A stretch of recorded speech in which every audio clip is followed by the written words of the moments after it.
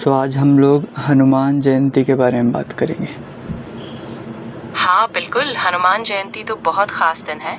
ये हर साल चैत्र महीने के शुक्ल पक्ष की पूर्णिमा को मनाई जाती है। सो इस साल कौन से दिन में ये दिवस पड़ रही है? हनुमान जयंती 2026 में 2 अप्रैल गुरुवार को मनाई जाएगी।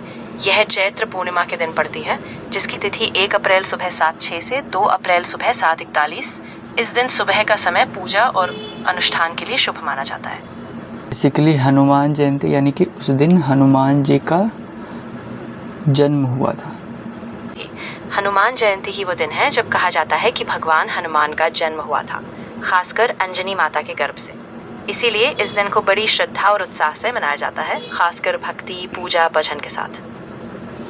तो हनुमान जी कौन है पहले ये बता दीजिए, और इनका जन्म कब हुआ था वो बताइएगा। तो ये जो गणना है वो बिल्कुल पौराणिक काल से जुड़ी हुई है। त्रेता युग का समयकाल बहुत विशाल माना जाता है, लेकिन सटीक तारीख या वर्ष गणना करना मुश्किल है, क्योंकि ये प्रतीकात्मक रूप से सदियों से चली आ रही पौराणिक कथाओं का हिस्सा है। हनुमान जी के बारे में जानते हैं कि हनुमान जी कौन है? हनुमान जी हिंदू धर्म में एक महान देवता है, जिन्हें भक्ति, शक्ति और निष्ठा के प्रतीक के रूप में जाना जाता है। उन्हें वानर राजा केसरी और अंजनी माता का पुत्र माना जाता है, और वो भगवान राम के परम भक्त और उनके साथ लंका यात्रा में साथ देने वाले सबसे प्रमुख साथी थे। ये सभी चीज़ें की जानकारी कहाँ कहाँ से मिलती है? अच्छा सवाल। ये जानकारी मुख्य रूप से पुराणों से मिलती है, जैसे कि रामायण, महाभारत और अन्य धार्मिक ग्रंथ। इसके अलावा संतों की कथाएं, लोक कथाएं और अलग अलग धार्मिक ग्रंथों में भी हनुमान जी के बारे में विस्तार से बताया गया है। उनके बारे में और कौन कौन सी चीज़ें लिखी गई हैं? जैसे कि हनुमान चालीसा हम लोग पढ़ते हैं, तो हनुमान चालीसा के जैसी कितनी सारी रचनाएं की गई है, उनका एक लिस्ट बताइए। हनुमान चालीसा तो सबसे प्रसिद्ध रचना है, लेकिन इसके अलावा भी कई ग्रंथ और स्तुति हैं, जैसे कि सुंदरकांड, जो रामायण का हिस्सा है और हनुमान जी की वीरता का वर्णन करता है। उसके अलावा बजरंग बाण, हनुमान बाहुक, राम भक्ति रसावली और तुलसीदास की रचनाएं भी बहुत प्रसिद्ध हैं। इन सभी में हनुमान जी की महिमा और भक्ति का गुणगान किया गया है। अगर कोई बंदा वेदांत पढ़ा हुआ है, उपनिषद पढ़े हुए हैं, हाँ, और उनको हनुमान बिल्कुल। चालीसा का बखान करना है, तो कोई एक हनुमान चालीसा की दोहे को लीजिए और उसका वर्णन कीजिए। जरूर। हनुमान चालीसा एक 40 पदों की स्तुति है, जिसमें हर पद में हनुमान जी की शक्ति, भक्ति और गुणों का वर्णन किया जाता है। आप इसे सुबह या शाम नियमित रूप से पढ़ सकते हैं, और इसे पढ़ने से मन को शांति और बल मिलता है, ऐसा माना जाता है। तो कोई भी पद को लीजिए और उसका अर्थ बताइए। उदाहरण के लिए पहला श्लोक है, जय हनुमान ज्ञान गुण सागर, जय कपीस तिहुँ लोक उजागर। इसका अर्थ है, जय हो हनुमान जी, जो ज्ञान और गुणों के सागर है और जो तीनों लोकों में प्रकाश फैलाने वाले। तो ये जो श्लोक का अर्थ आपने बताया, अगर कोई बंदा अध्यात्म से जुड़ा हुआ है और अगर उपनिषद पढ़ा हुआ है, तो इसका गहरा अर्थ क्या होना चाहिए? अगर कोई व्यक्ति आध्यात्मिक रूप से गहरा जुड़ा हुआ है, तो इस श्लोक का गहरा अर्थ यह है कि हनुमान जी केवल एक देवता नहीं, बल्कि ज्ञान और चेतना का प्रतीक है, जो हमारे भीतर के अंधकार को रोशन करते हैं। जैसे उपनिषद हमें गहरे आत्मज्ञान की ओर ले जाते हैं, वैसे ही हनुमान जी का ज्ञान भी हमारे भीतर की शक्ति और दिव्यता का जागरण करता है। तो ऐसा मान सकते हैं क्या कि हनुमान जी ज्ञान गुण सागर नहीं बता रहे हैं, बल्कि हनुमान जी बोल रहे हैं कि खुद ही आप अपने को ज्ञानवान बनाओ? बिल्कुल, ये भी एक गहरा दृष्टिकोण है।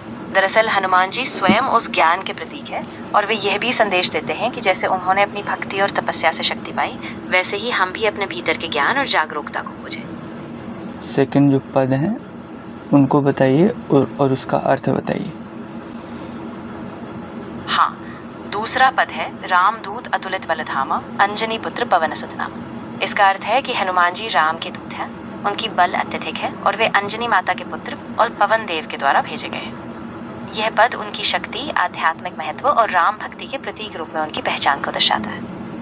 अगर कोई व्यक्ति उपनिषद और गहन आध्यात्मिक ज्ञान से जुड़ा हुआ है, तो वो इस पद को अपने भीतर के दिव्य बल और प्राण ऊर्जा के प्रतीक के रूप में देखेगा। पवन सुत का अर्थ है कि जैसे वायु जीवन का साधार है, वैसे ही हनुमान जी भी हमारे भीतर की जागरूकता और शक्ति का जागरण करने वाले हैं। तो तीसरा पद बताइए। बिल्कुल, तीसरा पद है महावीर विक्रम बजरंगी, कुमति निवार सुमति के संगी। उपनिषद पढ़े हुए व्यक्ति के लिए यह पद इस बात का संकेत है कि हनुमान जी असीम वीरता और दृढ़ संकल्प के प्रतीक है, जो हमारे मन के विकारों और भ्रमे को दूर करते हैं और हमें सही दिशा और समझ देते हैं। अगला पद है कंचन वरण विराज सुबेसा, कानन कुंडल कुंचित केसा। उपनिषद से जुड़े व्यक्ति इसे इस तरह देखेंगे कि हनुमान जी का सौंदर्य केवल बाहरी नहीं, बल्कि उनका जो आंतरिक तेज और दिव्यता है वही सच्चा सौंदर्य है। उनके सुनहरे रूप और कुंडल जैसे प्रतीक हमारे भीतर की दिव्य आभा का संकेत देते हैं। उसका अगला पद। हाँ, अगला पद है हाथ वज्र और ध्वजा बिराजे, कांधे मूंज जनेऊ साजे। इसे उपनिषद से जुड़ा व्यक्ति इस तरह समझेगा कि हनुमान जी के पास शक्तिशाली हथियार और प्रतीकात्मक वस्त्र है, जो हमारे भीतर की आत्मबल और धर्म का प्रतीक है। वे हमें सही मार्ग पर चलने की प्रेरणा देते हैं। तो इतने पदों से ये जानकारी मिलती है कि जो भी उपनिषद पद पढ़े हुए हैं या फिर जो भी अध्यात्म से जुड़े हुए हैं, वो कहीं ना कहीं इन सभी संकेतों को अपने अंदर की दृष्टि से ही जोड़ेगा। बिल्कुल, यही बात है। इन पदों के जरिए हम बाहरी प्रतीकों से आगे बढ़कर अपनी अंतरात्मा की गहराई में देखते हैं और हर संकेत हमें अपने भीतर की शक्ति, संतुलन और आत्मज्ञान की ओर इशारा करता है। आजकल क्या होता है कि इन पदों में जो जो चीज़ें लिखी हुई हैं, लोग उन्हीं को कंसीडर करते हैं। तो जो चीज़ें, जिन पदों का अर्थ डायरेक्ट नहीं देखनी चाहिए, बल्कि उनको अपने भीतर, अपने अंदर के गुणों को बाहर निकालना चाहिए, वो छोड़कर लोग डायरेक्ट सिर्फ उन पदों का अर्थ समझते हैं बस। हाँ, बिल्कुल सही कहा आपने। बहुत से लोग केवल सतही अर्थ तक ही सीमित रह जाते हैं, जबकि इन पदों का गहरा आध्यात्मिक संदेश यही है कि हम अपने भीतर के गुणों, बल और समझ को जागृत करें, न कि सिर्फ शब्दों का बाहरी अर्थ लें। ये तो हनुमान चालीसा की बात हो गई। दूसरे जो रचनाएं हैं, जैसे बजरंग बाण और अन्य रचनाएं, उनके जो पद या दोहे हैं, पहला पद बताइए और उनका अर्थ बताइए। बजरंग बाण का पहला पद अक्सर कुछ इस तरह होता है, श्री गुरु चरण सरोज रज, निज मन मुकुर सुधार। इसका अर्थ है कि हम अपने गुरु के चरणों की पवित्र धूल से मन का दर्पण सुधारते हैं और तभी हमारे भीतर सच्चा प्रकाश और शक्ति का जागरण होता है। दूसरा। हाँ, दूसरा पद आमतौर पर कुछ इस तरह होता है, बिनु गुर परगति नहीं, मोती जैसे मन सुधार। इसका गहरा अर्थ यह है कि जब तक गुरु का प्रकाश हमारे जीवन में नहीं होता, तब तक हमारा मन मोती जैसा शुद्ध और प्रकाशमान नहीं बन पाता। गुरु ही हमारे भीतर के ज्ञान और चेतना को जगाते हैं। उसके बाद का। हाँ, तीसरा पद आमतौर पर कुछ इस तरह होता है, गुरु के पैरों में बसा सब सुखों का आधार। इसका अर्थ यह है कि गुरु ही हमारे जीवन के आधार है, उनके चरणों में सच्चा सुख है और उसी से जीवन का संतुलन और शांति मिलती है। यहाँ पे गुरु किसको बताया जा रहा है? अगर कोई उपनिषद पढ़ा हुआ व्यक्ति है तो वो गुरु किसको मान रहा है? बहुत अच्छा सवाल है। अगर कोई उपनिषद पढ़ा हुआ व्यक्ति है तो वो गुरु को केवल एक बाहरी शिक्षक के रूप में नहीं, बल्कि उस दिव्य सत्य का प्रतीक मानता है जो हमारे भीतर है। गुरु आत्मज्ञान, ब्रह्म ज्ञान का मार्ग दिखाने वाले आंतरिक प्रकाश के रूप में होते हैं, जो हमें हमारे ही स्वरूप की ओर जागरूक करते हैं। उसके बाद का। हाँ, तो इसके बाद जो अगला पद होता है वो अक्सर गुरु की महिमा और उनकी कृपा का वर्णन करता है। इस तरह हर पद में गुरु का वो आंतरिक प्रकाश और मार्गदर्शन बताया जाता है जो हमें अपने अपने सत्य स्वरूप की ओर ले जाता है। तो अब रामायण की बात करते हैं। रामायण में बहुत ऐसे घटनाएं हैं जिसमें हनुमान जी के बारे में बहुत अच्छी अच्छी बातें बताई गई। उन घटनाओं को अगर कोई उपनिषद पढ़ा हुआ व्यक्ति जाने तो वो कैसे समझेगा? अगर कोई उपनिषद पढ़ा हुआ व्यक्ति रामायण की घटनाओं को देखता है तो वो हनुमान जी को केवल एक वीर योद्धा नहीं, बल्कि एक आदर्श भक्त और ब्रह्म ज्ञान के प्रतीक के रूप में देखते हैं। वे हनुमान जी की भक्ति, समर्पण और उनके द्वारा दिखाए गए आत्म साक्षात्कार को अपने भीतर के मार्गदर्शन और जागृति से जोड़कर देखते हैं। जैसे कि कोई एक घटना के बारे में बताइए और फिर उसका अर्थ बताइए। एक प्रमुख घटना है जब हनुमान जी ने लंका में सीता माता को खोजा। इस घटना को उपनिषद पढ़ा हुआ व्यक्ति इस तरह देखेगा कि हनुमान जी ने भीतर के चेतना का प्रतीक रूप धारण किया, जैसे उन्होंने बाधाओं को पार करके सत्य और भक्ति का मार्ग दिखाया। इससे हमारे भीतर भी निष्काम भक्ति, साहस और सत्य की खोज का संदेश मिलता है। दूसरी कोई घटना? हाँ, एक और घटना है जब हनुमान जी ने राम के लिए संजीवनी बूटी लाने के लिए पहाड़ उठाया।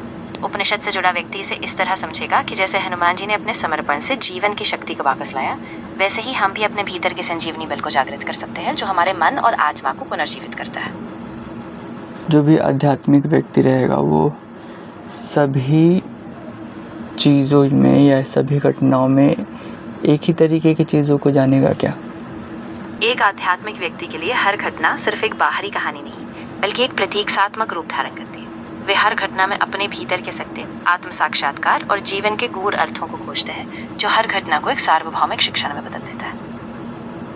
अब आते हैं कि हनुमान जी को कौन कौन से लोग पूजते हैं? हाँ, बहुत सही बात है। हनुमान जी को सिर्फ हिंदू धर्म में ही नहीं, बल्कि कई अन्य परंपराओं में भी पूजा जाता है। खासकर भक्ति आंदोलन में गरीब, श्रमिक और हर वर्ग के लोग हनुमान जी की शक्ति, साहस और भक्ति को अपने जीवन में उतारते हैं। क्या हमें सिर्फ हनुमान जी को पूजना ही चाहिए या फिर उनके जो कार्य हैं उनसे सीखनी भी चाहिए? देखो, दोनों ही बहुत ज़रूरी हैं। हनुमान जी की पूजा से भक्ति और विश्वास मिलता है, लेकिन उनके कार्यों से हमें साहस, समर्पण और सेवा का महान पाठ मिलता है। इसीलिए सिर्फ पूजना ही नहीं, बल्कि उनके गुणों को अपने जीवन में उतारना भी उतना ही महत्वपूर्ण है। एक क्वेश्चन था कि हनुमान जी जब छोटे थे तब उन्होंने सूरज को देखा था, उनको भूख लगी और वो कूद कर गए सूरज को खाने के लिए। ये कौन सी बातें हो रही है? ये बहुत प्रसिद्ध बाल लीला है जो रामायण के कई संस्करणों में आती है। कहते हैं कि जब हनुमान जी बच्चे थे तो उनकी भूख के कारण उन्हें सूर्य भगवान लगने लगे और वो उन्हें खाने के लिए मुड़े। तब इंद्रदेव ने उन्हें बिजली से मारने की कोशिश की, लेकिन हनुमान जी ने अपनी शक्ति से सभी को चकित कर दिया। यह एक रूपक है जो हनुमान जी की बचपन की अद्भुत शक्ति और भक्ति को दर्शाता है। तो क्या ऐसा रियल में हुआ होगा? देखो, ये एक पौराणिक कथा है जिसे प्रतीकात्मक रूप में बताया जाता है। इसका उद्देश्य हनुमान जी की अद्भुत शक्ति और बाल रूप की भक्ति को दर्शाना है, न कि इसे ऐतिहासिक घटना की तरह देखा जाए। तो इसे एक रूपक और शिक्षाप्रद कथा के रूप में ही समझना चाहिए। तो इससे क्या शिक्षा मिल रही है हम लोगों को? इससे हमें यह सीख मिलती है कि हमारे भीतर एक अगाध शक्ति और संभावना होती है, अगर हम उसका सही दिशा में उपयोग करें। हनुमान जी की तरह हमें अपने भीतर के साहस, भक्ति और आत्मविश्वास को पहचानना चाहिए, ताकि हम बड़ी बड़ी बाधाओं को भी पार कर सकें। राम जी को सागर पर पुल बनाने में मदद की, इस घटना से क्या सीख मिलती है? इस घटना से हमें ये सीख मिलती है कि जब हम एकत्र होकर साहस और विश्वास के साथ काम करते हैं तो कोई भी बाधा अपराजयी हो जाती है। हनुमान जी ने एक छोटे व्यक्ति होकर भी बड़े कार्यों में मदद की, तो हमें भी अपने समर्पण और दृढ़ता से बड़ी बड़ी मुश्किलों को पार करने का विश्वास मिलता है। हनुमान जी के पास इतनी ज़्यादा पावर थी, लेकिन फिर भी वो राम जी के गुण गाते रहते थे। उनका अस्तित्व तो वो खुद नहीं मानते थे, बल्कि राम जी ही उनके लिए बहुत बड़े अस्तित्व की चीज़ थी। तो ये क्या है? ये कैसे हम लोग देख सकते हैं इसको? ये बिल्कुल एक गहरी विनम्रता और भक्ति का प्रतीक है। हनुमान जी जानते थे कि उनकी सारी शक्ति राम जी के कारण है, और उन्होंने कभी अपने बल का घमंड नहीं किया। ये हमें सिखाता है कि जब हम अपनी क्षमताओं को पहचान कर भी अपने गुरु या अपने आदर्श से जुड़े रहते हैं, तो वही सच्ची शक्ति और संतुलन होता है।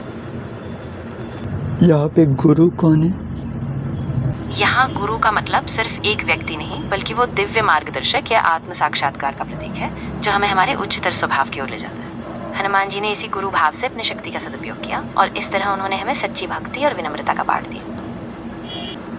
हिस्ट्री में थोड़ा चलते हैं। ये जो पौराणिक कथाएं हैं, ये कथाएं कहने जब कही जा रही होंगी या फिर लिखी जा रही होंगी, तो वहाँ का एटमॉस्फेयर कैसा होगा, वातावरण कैसा होगा? हाँ, जब ये पौराणिक कथाएं कही जा रही थी या लिखी जा रही थी, तब वातावरण बहुत ही आध्यात्मिक और श्रद्धा से भरा हुआ था। लोग एकदम शांत, ध्यानस्थ होकर मनीषियों और संतों से इन कहानियों को सुनते थे, और हर शब्द के पीछे गहरा आध्यात्मिक अर्थ ढूंढते थे। आजकल वो कहानियाँ ही सिर्फ आई, लेकिन अध्यात्म की जो चीज़ें थी, अध्यात्म की जो बढ़ावा था, वो चीज़ें नहीं आई। ऐसा क्यों? हाँ, ये एक बड़ी वजह है कि समय के साथ इन कहानियों का प्रयोग अधिकतर सिर्फ मनोरंजन या सांस्कृतिक पहचान के रूप में हो गया, जबकि उनकी गहराई से जुड़ी आध्यात्मिक सीख धीरे धीरे पीछे छूट गई। आज भी कुछ लोग ध्यान से इनका अध्ययन करते हैं, लेकिन बहुत से लोग सिर्फ सतही स्तर पर ही इन्हें लेते हैं। बहुत सारे भगवान हैं भारत में, लेकिन हनुमान जी का क्रेज़ बढ़ता जा रहा है। हनुमान जी को बहुत ज़्यादा लोग पूजने लगे, इसका कारण क्या हो सकता है? आजकल भारत में हनुमान जी की पूजा का क्रेज बढ़ता जा रहा है और इसके कई कारण हैं। एक तो लोग संकट मोचन और शक्ति के प्रतीक के रूप में उनकी ओर आकर्षित है। दूसरा, तनाव और अनिश्चितता के बीच वे त्वरित समाधान और मानसिक शांति का सहारा बन रहे हैं। और डिजिटल युग ने हनुमान भक्ति को वैश्विक स्तर तक पहुंचा दिया है। मंदिरों में लोग क्यों जाते हैं? अपनी स्वार्थ की पूर्ति के लिए जाते हैं या फिर सही में पूजा करने के लिए जाते हैं? दोनों ही तरह के लोग मंदिर जाते हैं। कुछ लोग अपने व्यक्तिगत स्वार्थ या जीवन की समस्याओं का समाधान पाने के लिए जाते हैं, जबकि बहुत से लोग सच में भक्ति और आंतरिक शांति के लिए जाते हैं। हर व्यक्ति का अनुभव अलग अलग होता है और उनका इरादा भी समय के साथ बदलता है। तो हनुमान जी की पूजा कब से स्टार्ट हुई थी, वो बताइए। हनुमान जी की पूजा की शुरुआत की सटीक तारीख नहीं बताई जा सकती, लेकिन वाल्मीकि रामायण में उनका जिक्र लगभग 3री शताब्दी पूर्व का माना जाता है। हालांकि उनकी व्यापक पूजा प्रथा 9वीं से 14वीं शताब्दी ईस्वी के दौरान दक्षिण भारत के दक्कन क्षेत्र में विकसित हुई, जब उनकी भक्ति परंपरा स्थिर हुई। हनुमान जी के हनुमान चालीसा का निर्माण होने का क्या कारण था? हनुमान चालीसा की रचना गोस्वामी तुलसीदास ने की थी, जो लगभग 16वीं शताब्दी के प्रमुख भक्ति कवि थे। यह स्तुति अवधी भाषा में लिखी गई थी और इसमें 43 पद है, जिनमें 2 दोहा और 40 चौपाइयां शामिल हैं। तुलसीदास ने भक्ति की परंपरा में हनुमान जी के शौर्य और शक्ति का बहुत सुंदर वर्णन किया है। लोगों को आध्यात्मिक मैसेज ही पहुंचाना था इन कथाओं से, तो लोग इतने जटिल कथाएं क्यों लिखते थे जिससे कि अध्यात्म छुप जा रहा है? यह सच में एक गहरा सवाल है। अक्सर इन कथाओं में प्रतीक, रूपक और प्रतीक्षा का इस्तेमाल किया जाता था, ताकि सुनने वाला बाहरी कथा के स्तर से आगे बढ़कर भीतर छिपे आध्यात्मिक संदेश को समझ पाए। इस तरह कथाएं सरल प्रतीकों में गहरी सीखें देती थी, जो समय के साथ और भी प्रकट होती थी। लेकिन ऐसा हुआ नहीं। अभी लोग आध्यात्मिक चीज़ों को छोड़ के बाहर के जो कथाएं हैं उस पर फोकस करते हैं। हाँ, बिल्कुल ऐसा ही हुआ है। आज ज्यादातर लोग इन कहानियों को सिर्फ मनोरंजन या सांस्कृतिक पहचान के रूप में देखते हैं, और जो गहरा आध्यात्मिक संदेश था वो कहीं पीछे छूट गया है। लेकिन अगर हम सच में इनका अध्ययन करें तो उनकी गहराई और आध्यात्मिक शिक्षाएं अब भी हमारे जीवन में बहुत मायने रखती हैं। तो इन कथाओं को अब किस तरीके से सुनाया जाए जिससे कि ज़्यादा से ज़्यादा आध्यात्मिक चीज़ें बाहर निकले? मुझे लगता है कि अगर हम कहानियों को सिर्फ घटनाओं के रूप में नहीं, बल्कि उनके प्रतीक और गूढ़ संदेशों के साथ सुनाएं, तो लोगों की सोच बदल सकती है। हम हर घटना का एक गहरा मनोवैज्ञानिक या आध्यात्मिक अर्थ बताते हुए उनसे जुड़े जीवन के सबक और आत्मविकास के पहलुओं पर जोर दें, ताकि कहानी सिर्फ सुननी नहीं बल्कि महसूस भी की जाए। मुझे जहाँ तक लगता है कि बहुत सारे लोग इंस्पिरेशन चाहते हैं, बहुत सारे लोग डर को भगाना चाहते हैं, बहुत सारे लोग अपने अंदर बल लाने की कोशिश करते हैं। ज़्यादा दूर नहीं जाना चाहिए, बल्कि यही मनुस्मृतियाँ या फिर उपनिषदों से ही ज्ञान लेनी चाहिए। लेकिन इनको समझने का एक सही तरीका होता है। अगर उन तरीक़ों से लोग सीख लेते हैं, उन तरीक़ों से लोग इन चीज़ों को जानना स्टार्ट करते हैं, तो सभी चीज़ें ऑटोमेटिक सॉल्व हो जाएंगी। अगर लोग उस गहराई से और सही तरीके से इन ग्रंथों का अध्ययन करें, तो न केवल उनका डर कम होगा, बल्कि उन्हें भीतर से ताकत, उद्देश्य और एक स्थिरता भी मिलेगी, जो उन्हें जीवन में सही दिशा दिखाएगी। इन ग्रंथों या फिर इन कहानियों को पढ़ने से पहले कौन सी चीज़ें पढ़ें जिससे कि ये समझ में आ जाए कि कहानियाँ जब हम पढ़ते हैं तो ये सही तरीका नहीं है, बल्कि उनके गहरे आध्यात्मिक चीज़ों को जाननी चाहिए? मुझे लगता है कि पहले थोड़ा सरल और बुनियादी आध्यात्मिक साहित्य पढ़ना अच्छा रहेगा, जैसे भगवद गीता या योग वासिष्ठ। इससे आधार मिलता है जिसमें प्रतीक, रूपक और गहरे संदेशों को समझने का नजरिया बनता है, और फिर आप रामायण या उपनिषदों जैसी कहानियों को उसी संदर्भ में देख सकते हैं। आई थिंक भगवद गीता भी थोड़ी जटिल होती है। भगवद गीता को भी समझने के पहले हम लोगों को उपनिषद की जानकारी होनी चाहिए। हाँ, बिल्कुल सही बात है। उपनिषदों की बुनियादी समझ होने से भगवद गीता के गहरे दर्शन को पकड़ना आसान हो जाता है। उपनिषद आत्मा, ब्रह्म और जीवन के मूल सिद्धांतों को समझाते हैं और गीता उसी आधार पर कर्म, भक्ति और ज्ञान का संतुलन देती है। आज का कन्वर्सेशन बहुत ज़्यादा अच्छा हुआ। आज की बातचीत में हमने जो आध्यात्मिक गहराई और सही समझ पर जोर दिया वो वाकई ज़रूरी है। अगर हम इन ग्रंथों और कहानियों को सही संदर्भ में समझें तो हनुमान जयंती सिर्फ एक रस्म नहीं बल्कि एक गहरा आत्मचिंतन और शक्ति पाने का जरिया बन सकती है।